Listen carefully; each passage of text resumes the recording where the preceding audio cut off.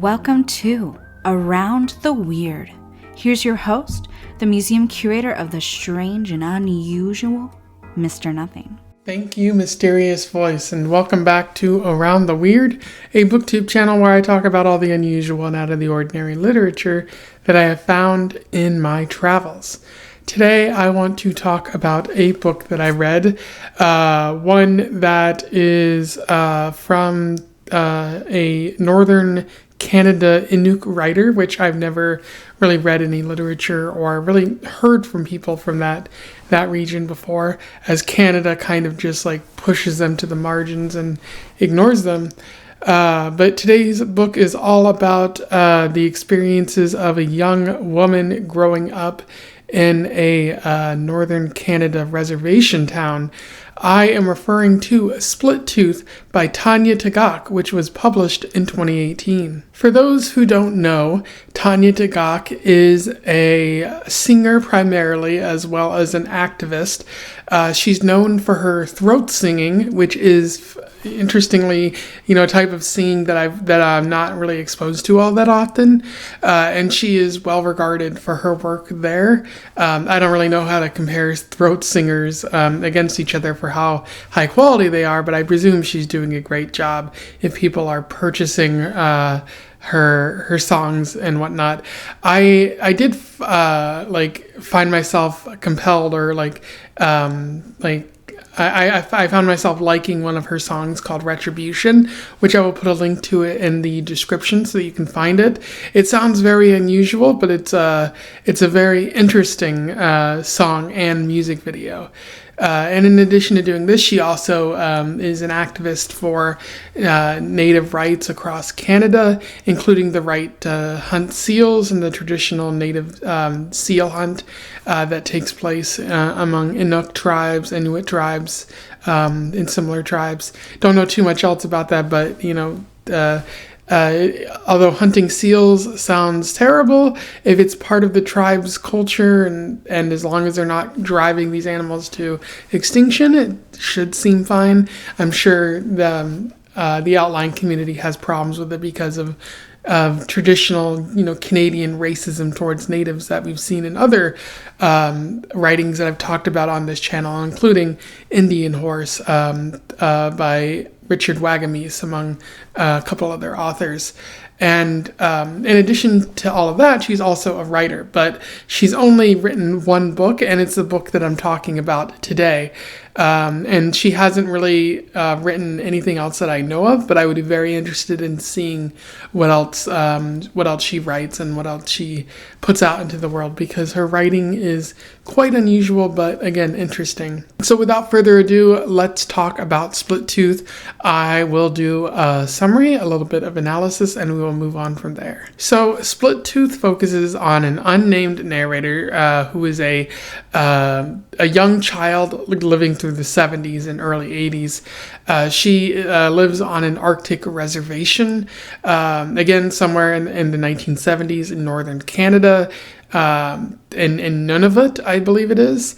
And she likes the town, but she also hates how boring it is. And she deals with, the typical teasing of women, of especially young women in small towns. But she tries to not let it bother her too much. We see that she feeds lemmings. She interacts with nature quite a bit. She also prides herself on being better than the boys, although as she enters puberty, that starts to change. She's no longer as fast as them, but she does make things better for herself by stealing boys' clothes in order to shame them and make them feel bad, which is kind of hurtful. But in addition to all of this, she's she can apparently see energy and auras or something like that.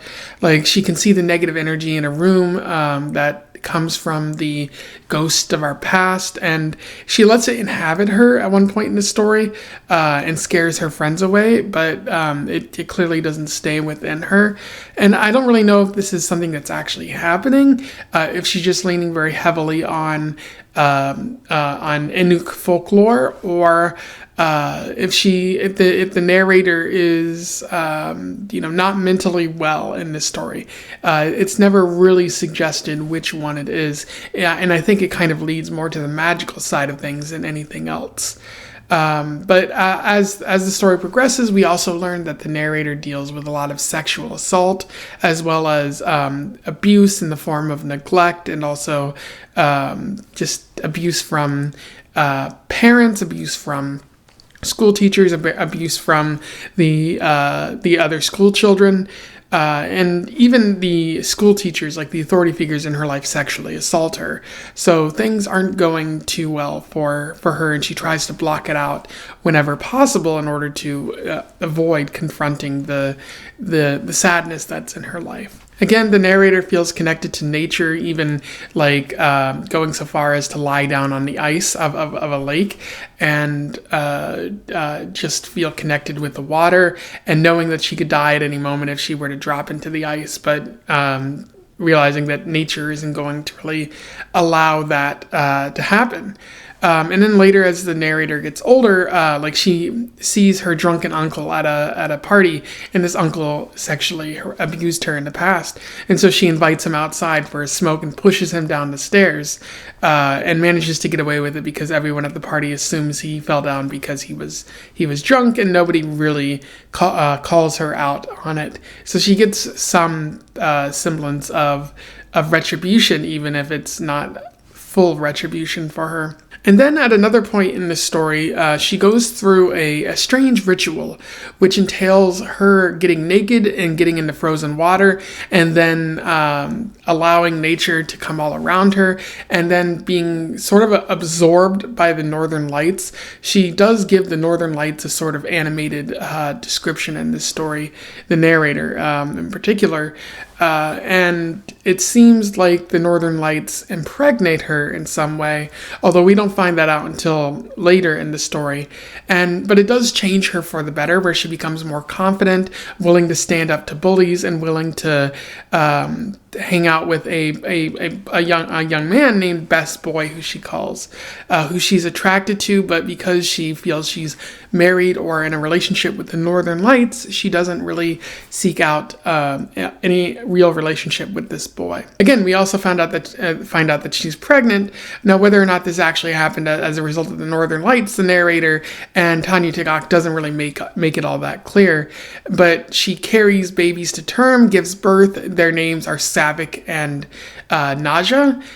She describes Savik as being dark and sucking energy away from people, including her uncle, who she believes like Savik is taking away his energy and allowing his cancer to kill him. And then Naja, who is bright and filled with hope, although she loves both of her children very equally. And Best Boy comes around, and people assume that Best Boy is the father of these children, but they haven't had sex, or at least the narrator claims they haven't had sex. So who is to say who these children's actual father is? As Savik attempts to claim the lives of both her father and Best Boy by sucking away their energies or causing them to be ill, the narrator realizes that she has to kill Savik, and so she actually tries to drown him, but he transforms into a seal, and then Naja also transforms and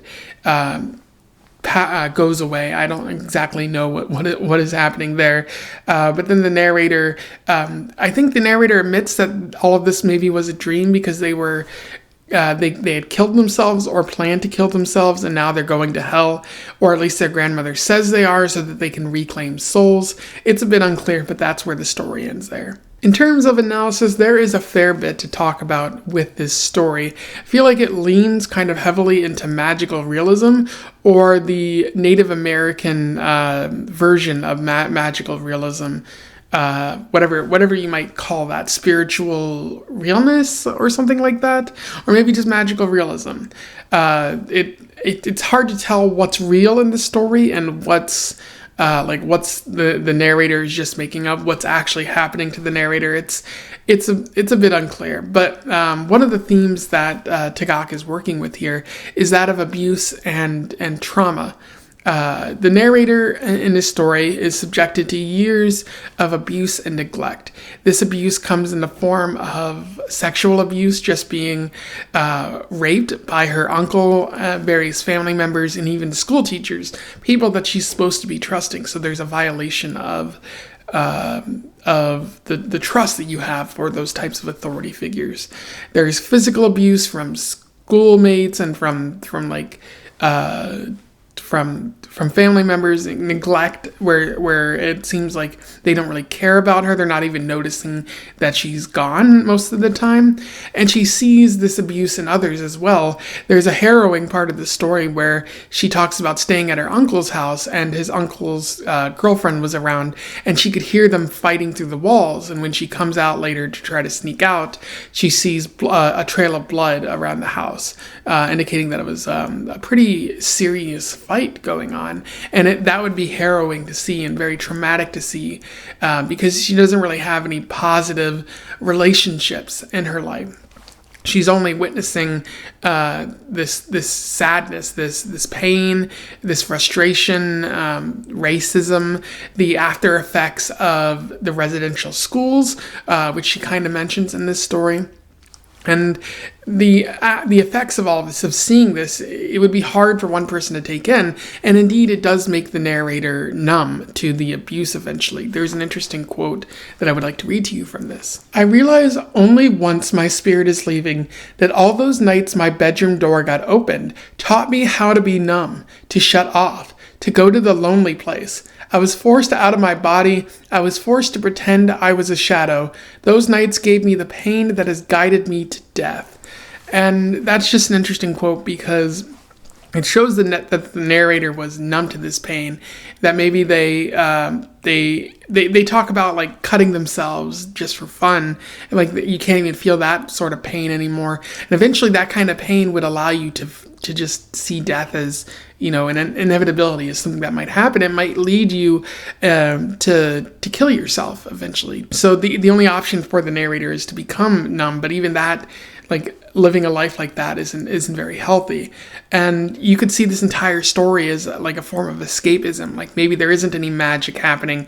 Maybe all of this is the narrator trying to avoid her reality, like by pretending that the Northern Lights are getting her pregnant, rather than the best boy who she maybe trusted and is probably not going to be a very helpful father or something like that. So if that's the case, then that makes this story incredibly more sad, like way more sadder than if you were to view it through a magical lens. But maybe that's what Tanya Tagaq is trying to get at, is that like when you live in this oppressive system, maybe it's hard to be hopeful. Maybe it's hard to be anything but numb. And in addition to this, Tagaq also seems to be talking about Inuk legends and spirituality, especially native spirituality. She might be blending a bunch of different cultures together here. But Tagaq does lean heavily into tribal myths and lore. And the way that you see this is through the connectedness with nature, how the narrator describes the land around her, how the sun is bountiful, how the moon can be cruel at times, but very interesting, and how she treats the animals that she comes into contact with, not trying to hurt them or anything like that, but seeing them as guides, especially the foxes that she crosses paths with. And this also applies to the changing of the seasons and just in general her life in a tundra sort of environment where you'd see a lot of snow, but you'd also see a lot of animals that live around that snow. And then you also see some stories introduced as well, with Sedna, a being that sort of gave way to the marine life that we see, because her father like chopped off her fingers, and those led to the marine animals, which is interesting because that's another example of abuse, a very sort of negative portrayal of the gods, but also highlighting, that women haven't always had it easy, especially in the legends. And then the way she describes the Northern Lights, the narrator describes the Northern Lights in this story, it seems very, very romantic, and very, very powerful. The Northern Lights being kind of capable of bringing life, but also bringing death, and seeming kind of mysterious as well. And that's not even getting at like the stuff that's there like early in the story. Like near the end, you see her describing Saavik and Naja in a way where like Saavik is sort of a dark child and Naja is a light child, a yin and yang sort of thing, which I'm sure you would also be a thing in native folklore. I don't 100% know about Inuk legends, but I know there are other cultures that have a sort of balance like that. And you could see like perhaps because I looked it up, but like I didn't find anything about Saavik or Naja in legends, but I did find that or I did see that this could possibly be her attempting to create lore. So creating a new legend out of this story that she's telling as a way of sort of explaining and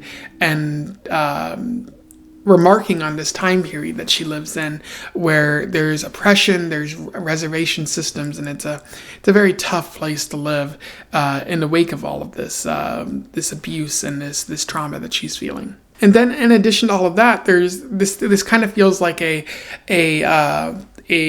story about an entrance into womanhood, especially for the narrator, like a rite of passage kind of story, where you could view like her like having sex with the Northern Lights or whatever happens there that isn't exactly clear. Like that's her entering womanhood and becoming more confident and able to interact with the opposite sex and just feeling better and defending herself from her bullies. It's a better time for her as a result. I do feel like there's more to say there, but I would need to be more confident and talking about womanhood in general. And I feel like that's a discussion for maybe perhaps a woman who's read this instead of me. And then also the poetic narrative, where it seems to flow like she's writing poetry.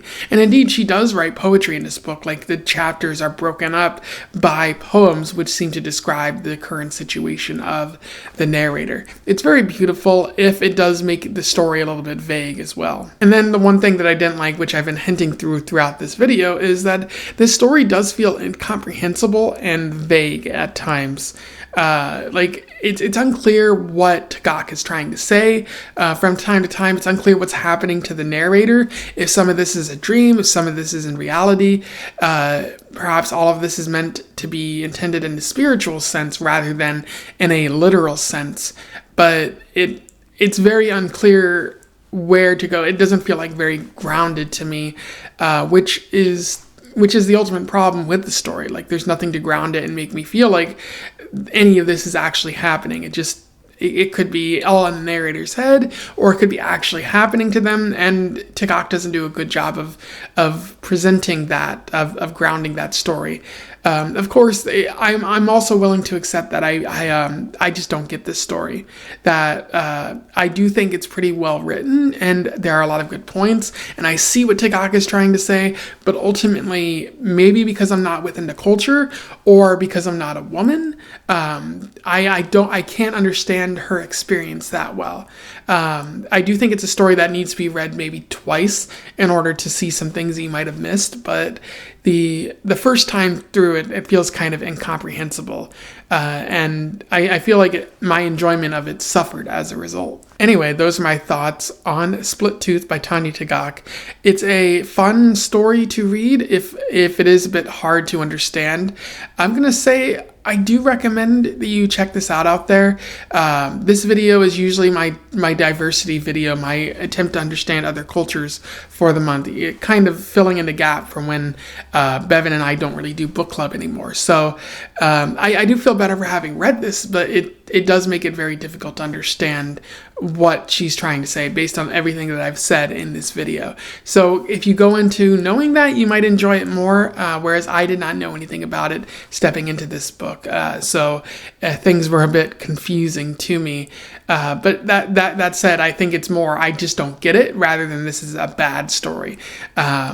I think all the elements are there. It just, my understanding seems to be what's lacking here. If you read this before, you simply want to comment on something I said here, do so below.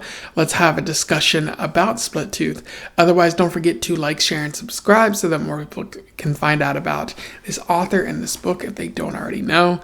And until then, I wish you the best of luck in your weird and Northern Canada travels. Farewell.